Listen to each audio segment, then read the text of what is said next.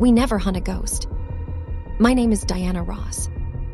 And the day my cousin sent armed men to drag me out of my own home was the day he made the worst mistake of his life. I had just returned from my third deployment overseas 3 months ago. 14 years of service. 14 years of sleeping in dirt, bleeding in silence, and carrying the weight of decisions that would break most people before breakfast. The Army had given me everything: discipline, purpose, scars both visible and invisible, and when I finally came home, all I wanted was peace. The house on Maplewood Drive had belonged to my grandmother, Alina Ross. She was the only person in my family who ever looked at me without pity or envy, just pure, unshakable love. When she passed 2 years ago while I was stationed overseas, she left the house to me, not to my cousin Gerald, not to his mother, to me. Gerald never forgave her for that. For 2 years, he had been fighting the will, hearing lawyers, sending letters, making phone calls that my attorney handled while I was thousands of miles away serving a country that Gerald had never once sacrificed anything for. Every legal challenge failed. Every petition was dismissed. The house was mine, legally, completely, and without question. But Gerald Ross was not a man who accepted legal answers. He was a man who bought his own. It was a Tuesday morning in October when I first heard the trucks. I was standing in my kitchen making coffee, still wearing my gray Army PT shirt and black sweatpants, my hair pulled back in a tight bun out of habit. Old habits from the military never really die. They just follow you home and wait quietly in the corners of your civilian life. I heard the engines first. Heavy, diesel, 2, maybe 3 vehicles pulling slowly onto my street. I didn't think much of it initially. Construction, maybe, delivery trucks, nothing alarming. Then they stopped directly in front of my house. I set my coffee mug down slowly. I moved to the front window without turning on any lights, staying to the left of the curtain, a habit drilled into me during my time as a special reconnaissance operative. Never silhouette yourself in a window. Never let them see you before you see them. What I saw made something cold settle deep in my chest. 3 black SUVs, no plates visible from my angle. 6 men stepping out, large, tactical clothing, earpieces, moving with the coordinated efficiency of trained personnel. Not police. Police announced themselves. These men moved like they were trying to be fast and quiet simultaneously. Amateur professionals, dangerous enough but not elite. I recognized the pattern immediately. Private security contractors, mercenaries with liability waivers and just enough training to feel confident and just enough arrogance to be careless. My phone buzzed on the counter behind me. A text from Gerald. "Last chance, Diana. Get out voluntarily or my team will assist you in leaving. Your choice. You have 5 minutes." I read the message twice, set the phone face down on the counter, rolled my neck slowly until I heard it crack. 5 minutes. Gerald thought 5 minutes was pressure. Gerald had never been in a firefight where 5 seconds was an eternity. I moved through my house with quiet precision. First, I went to my bedroom and opened the top drawer of my dresser. I retrieved my military identification, my service record card, and one specific badge. The kind that opens certain doors in certain rooms in certain government buildings that most Americans don't know exist. I clipped the badge to the inside of my shirt, close to my chest, where the eagle insignia embroidered on my PT shirt was clearly visible. Then I sat down in the armchair in my living room, directly across from the front door. I folded my hands in my lap. And I waited. I had waited in worse places. I had waited in silence for 11 hours in a drainage ditch in hostile territory once, listening to enemy combatants walk within feet of my position. I had waited through sandstorms, through gunfire, through the particular specific terror of being the only person who knew where the threat was coming from. Waiting in my grandmother's armchair was nothing. 40 seconds later, the door exploded inward. The kick was heavy, practiced, someone who had done this before, who knew exactly how much force a standard residential door required. It swung hard and cracked against the interior wall, and the team leader stepped through first, flanked immediately by 2 others. He was tall, 6'2" maybe, built like someone who spent serious time in a gym and knew it. His jaw was set with the particular expression of a man who had never once encountered a situation he couldn't physically dominate. He scanned the room. His eyes found me. I hadn't moved. I was still sitting in the armchair with my hands folded in my lap, watching him with the calm, patient expression of someone who had genuinely seen worse things before her morning coffee. He opened his mouth to speak, and then his eyes dropped. They dropped to the eagle patch on my chest, then to the badge that had slipped slightly from inside my shirt, the one with the specific insignia that certain trained personnel are specifically taught to recognize. His face changed. It happened in layers, like watching ice crack from the center outward. First confusion, then recognition, then something that moved very quickly through discomfort and landed hard on fear.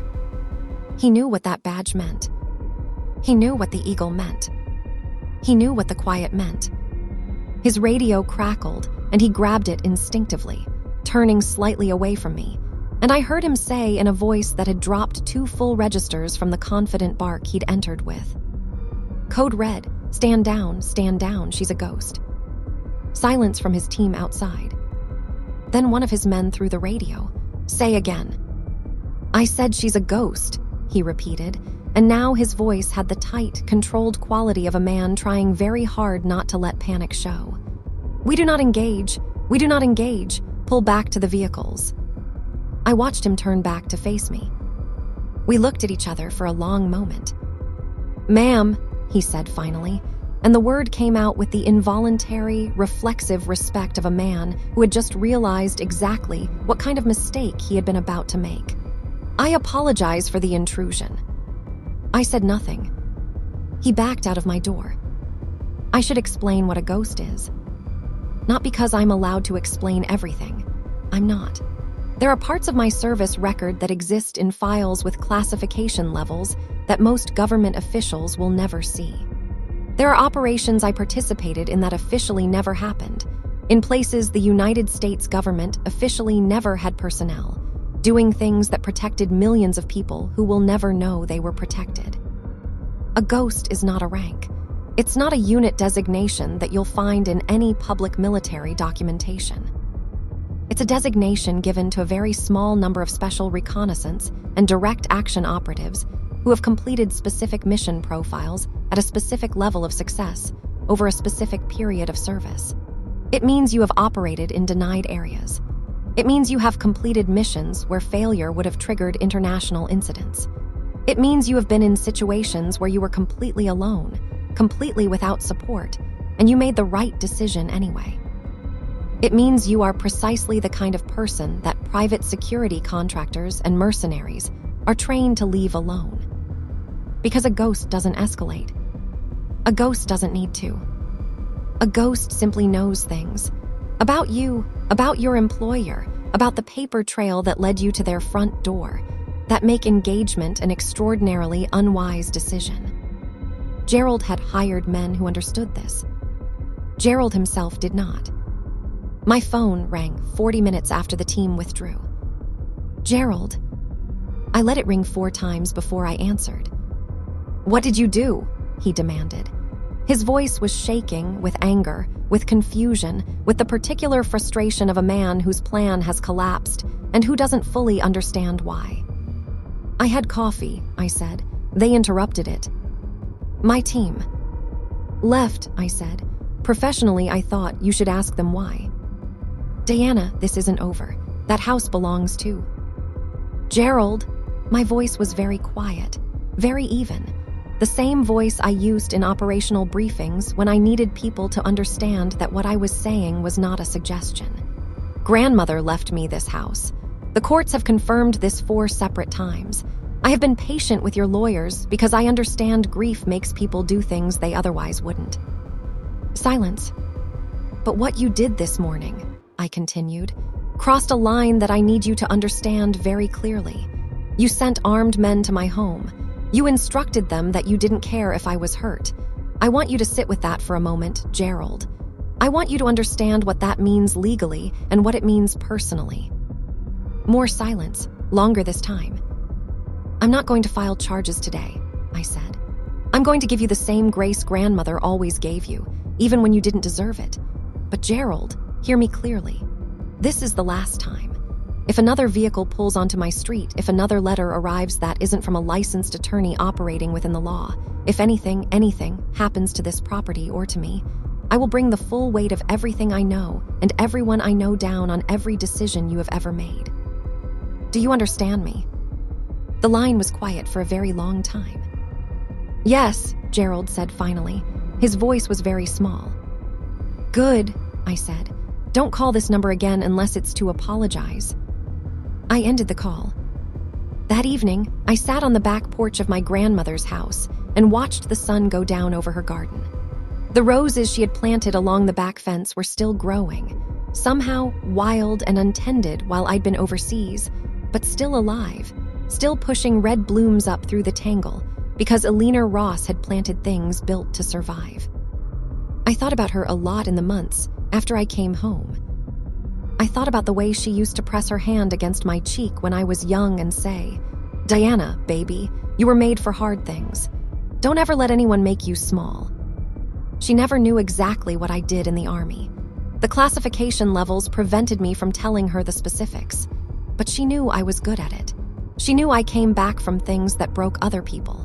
She knew, in the way that grandmothers know things without needing to be told, that I had spent my career standing between danger and people who never knew danger was coming.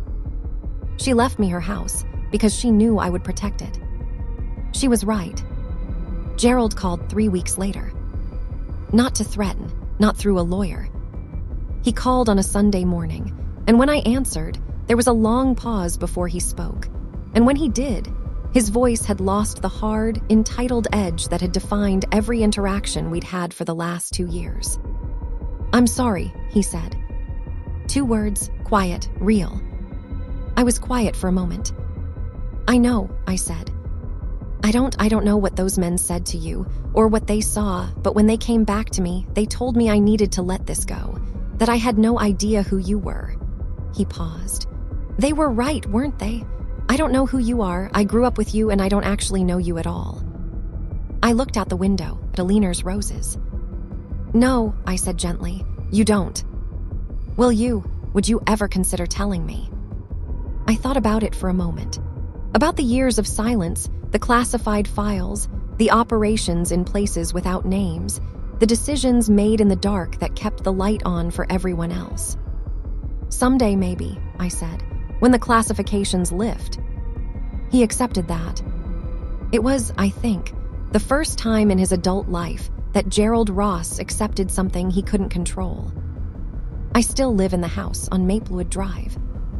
Elena's roses bloom every spring.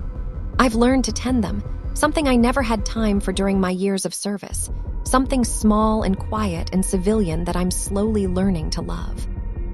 I keep my badge in the top drawer of my dresser. I keep my coffee on the counter, ready every morning.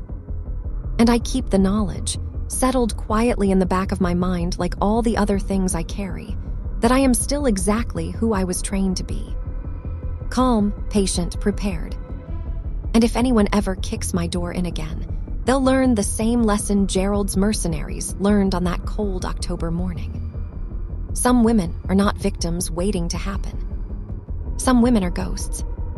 And we never hunt a ghost. Diana Ross. * 14 years. U.S. Army Special Reconnaissance *. Retired, home, unbothered.